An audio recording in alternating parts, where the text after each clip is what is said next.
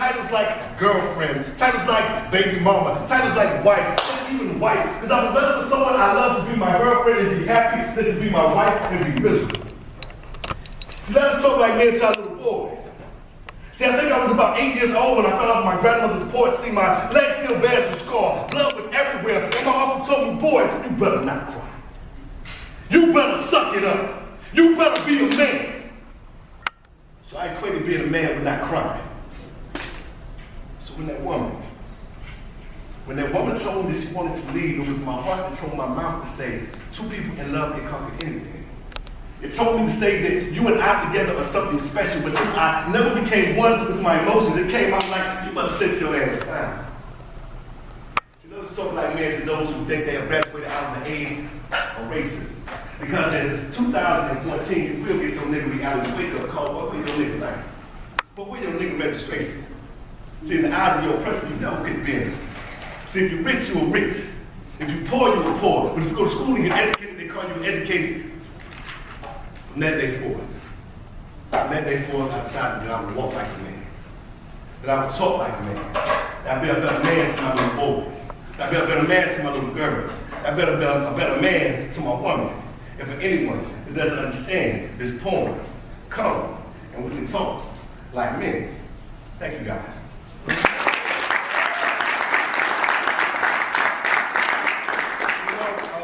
I guess I was a little trouble because I guess I should have asked if we use some certain words. You gave me the look and I just started editing stuff. So, my apologies.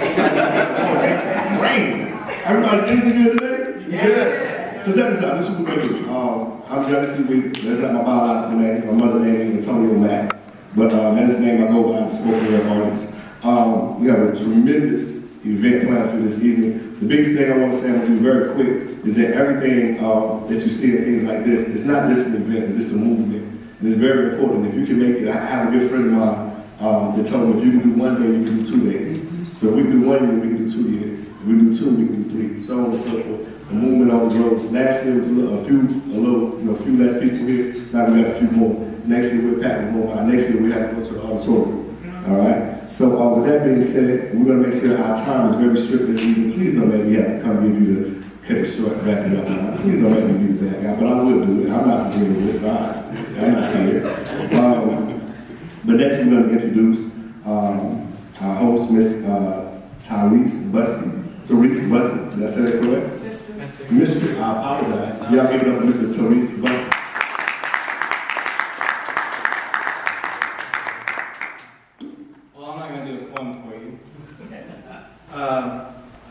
When Regina asked me to introduce her, I was trying to figure out what I could say about her, and I realized that she's one of those people that there's just really no words to describe. So I figured I'd just tell you about how I met her and my experience with having her as a dear friend. I met her the very first time I ever came to do a speaking event in Greenwood. It was actually at Marcus's event, Boys Scholarship Showcase. And she talked to me afterwards, and immediately when she came up and talked to me, I could tell there was something that was burning on the inside of her. She had a glow about her that you don't normally see with people. And as we connected and we started to talk to each other on Facebook and texting and calling, I realized that this is a woman that is, like Marcus said, so in tune with her purpose and so in tune with the thought of pulling the purpose out of other people. I mean, she's a true champion. All of you here probably because you know her. She keeps it going when it gets tough. She picks up her head. She holds it high. She dusts her shoulders off. And she marches through.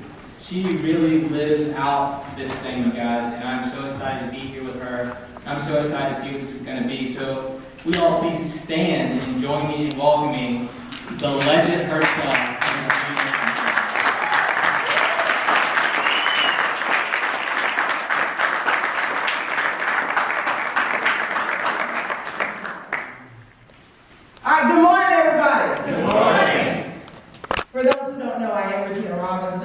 I'm one of the co-founders of an organization called E-Way and also one of the co-founders of Living Like a Boss. And I'm so excited to have you guys here. If y'all don't know, Professor Griff is in the building and he is ready for y'all. We've got some other amazing people on the program before that. But I want to start off like I start off every event. I start off with my thank yous. Most people do that at the end. right? I do it at the beginning because I want to make sure there are particular people that I don't leave off. And I may leave someone off, but credit to my head and not my heart, all right? My first thanks goes to my Father in heaven for blessing me. Because I do understand that I'm just a vessel in all of this. And that without him, I can do nothing. So I thank you, Father, for continuing to allow me to be your servant and bless your people. Next, my sister Pam, who's not here, but she's my business partner in all I do. And also, if y'all don't know, this Afro dude right here in the back is my son, and he is the other co-founder for Boss. He's been on the ground floor with this from the beginning. And I have to say, if y'all don't know, on May the 9th in Pigeon Forge, Tennessee, second round rear naked choke, he won his first MMA.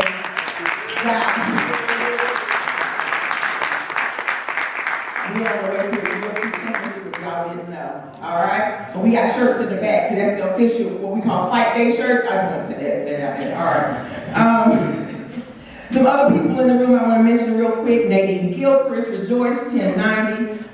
Nita Hosey's not here, but she's always in my corner. And Larry Johnson, who's normally my sound guy. A lot of y'all got texts this morning, I'm looking for a sound guy. They had a family emergency this morning, so keep Larry and his family in your prayers. But he is normally everywhere I go when I'm in this region, so I still want to thank him. This is his equipment. So Denise Bannerman, Marcus Scurry, L. Thomas, Michael Gaston, and you're going to be like, you put me too far to follow this, but you won't be all right.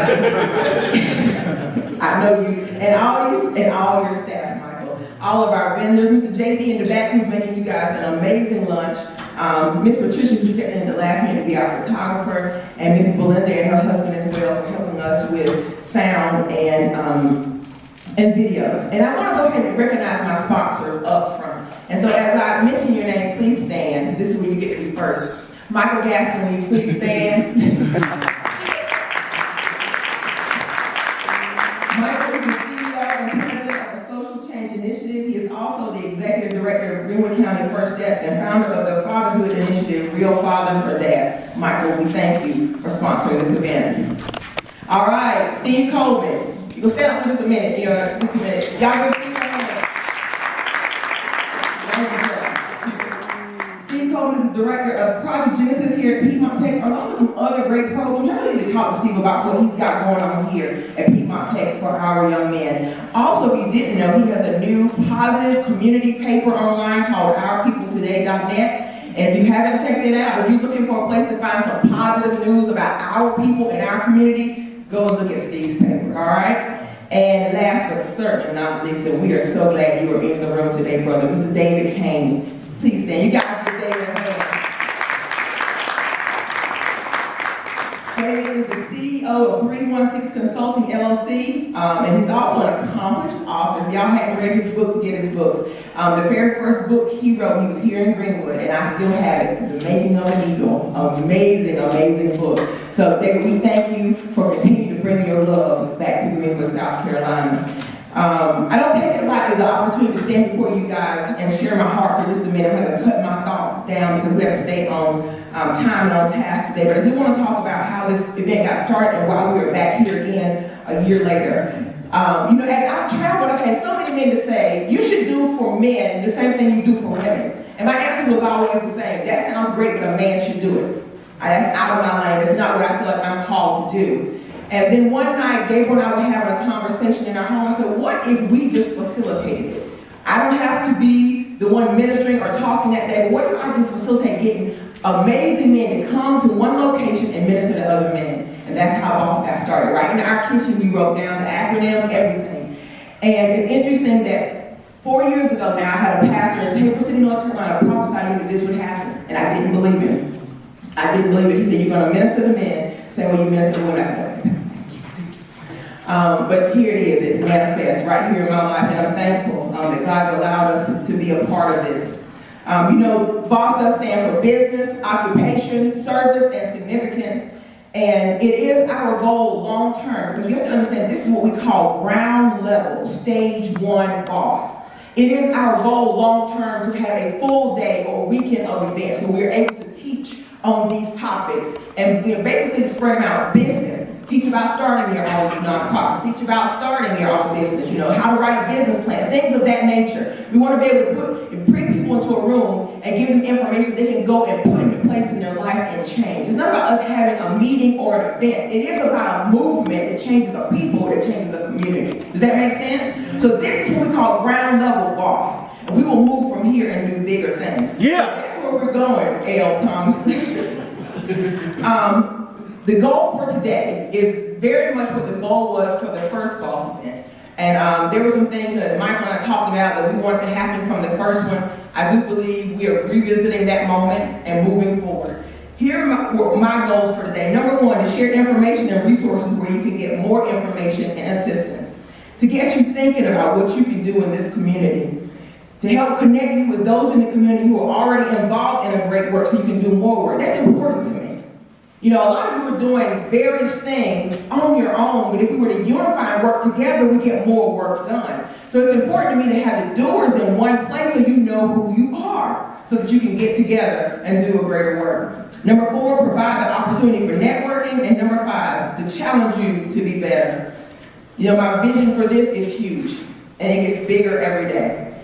And I have some guys coming from Atlanta, they're like 10 minutes away. I still want to mention them. They're coming here today because they want to do this in Atlanta at the Tupac Center. Amen. And they're coming here for this purpose. One of them, and I want to introduce him before I leave today. His name is Kay Bonsledge. He is the director of the Tupac Center, personally chosen by Tupac's mother to take on that vision. They've got a piece of property there that is amazing, where they're having a community garden where they're going to grow food for the community. They have a peace garden there where you can just go, you want a place to have peace of mind. It has a walking track where you can walk around. It's a beautiful vision she has for having what she calls a safe haven in inner city Atlanta, where the children are safe, but they can also go and be equipped to do greater things. Classes and things of that nature. So when he comes, I want to introduce you guys to him, because I definitely, if you're in Atlanta, go by the Tupac Center. Support what they're doing, because they're making a great effort to be a change to the lives of young people there in that city. All right? All right, I think that's it for that beginning part. I do want to read this boss mandate, then I want to introduce you to a couple people and we're moving forward. This was the mandate that God gave me for boss when we first started. And I read it last year and I'm going to read it again. And it comes from Joshua 1, 6 through 9, and it says, "Be strong and courageous, because you will lead these people to inherit the land I swore to their ancestors to give them. Be strong and very courageous. Be careful to obey all the law my servant Moses gave to you. Do not turn from it to the right or to the left, that you may be successful wherever you go. Keep this book of the law always on your lips. Meditate on it day and night so that you may be careful to do everything written in it. Then you will be prosperous and successful. Have I not commanded you to be strong and courageous? Do not be afraid. Do not be discouraged, for the Lord your God will be with you wherever you go." And that's what it's going to take for our men to really begin to lead our community out of situations. It's going to take strong and courageous men. And he just walked in the door. Hey, on stage, come to the front. I know you didn't expect that. Come here. Come here. I'm not going to make you say anything. I know you already said I'll make you say anything. This is the young man I told you guys about. I'm so impressed. And I told Michael last about him. His brother has a bachelor's in marketing, a master's in social work. He's working with our youth and detention center there in Clayton County, Georgia. He is the director of the Tupac Center. Also, he has his own nonprofit, Create a Way. And it's all about helping young people find creative ways of expressing themselves. Him and, who was it? Neo?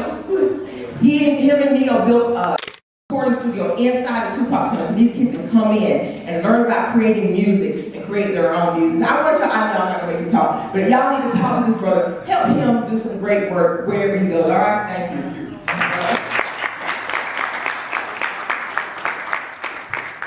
He told me last night, don't make me talk. I got you just a little bit. All right, I want to do one last thing and then we're going to start the program. I have an organization or a group called Regina's Champions. And for those who've been to my events before, you know this is a particular group of people who I believe God has divinely put in my life that we could run this race together. We have similar calls in our lives. And that group came from Marcus Scurry. Marcus had a group here called Live Your Best Life, Champions Life Class. And I found in that group a group of champions, people who understood that burden, David, that you carry when you know you're out front. You know what I'm saying? And for the first time, I found a family of people I could really run with. Zaza Ali is in the building. Hey, baby. I didn't know you was here. How you doing? Good. Whew, I'm excited. I'm a little starstruck when she comes around.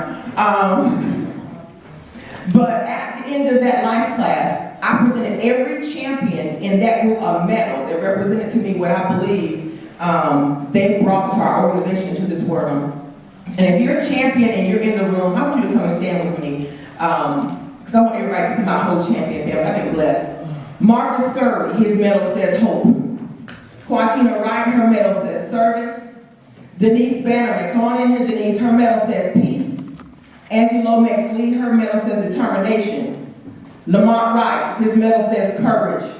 Elder Thomas, his medal says wisdom.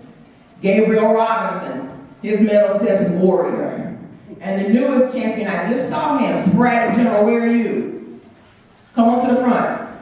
His medal says dreamer. You guys give these champions a hand.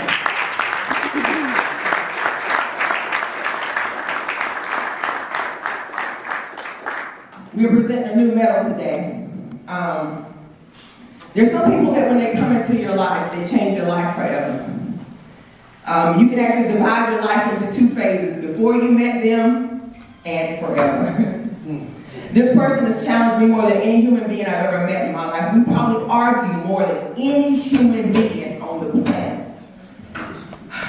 But he is by far one of the best friends I have in this life. He's one of the best men that I know. And his heart and his service to this community inspire me to be better. Michael Gaskin, would you come to the front?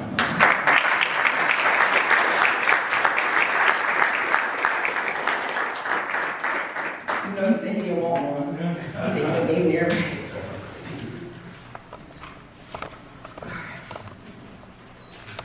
All right, Michael, I present this medal to you, not just in recognition of what you've already done, but as a reminder of the great work that's still ahead of us. The front of your medal says champion, Michael Gaskin, and the back says visionary.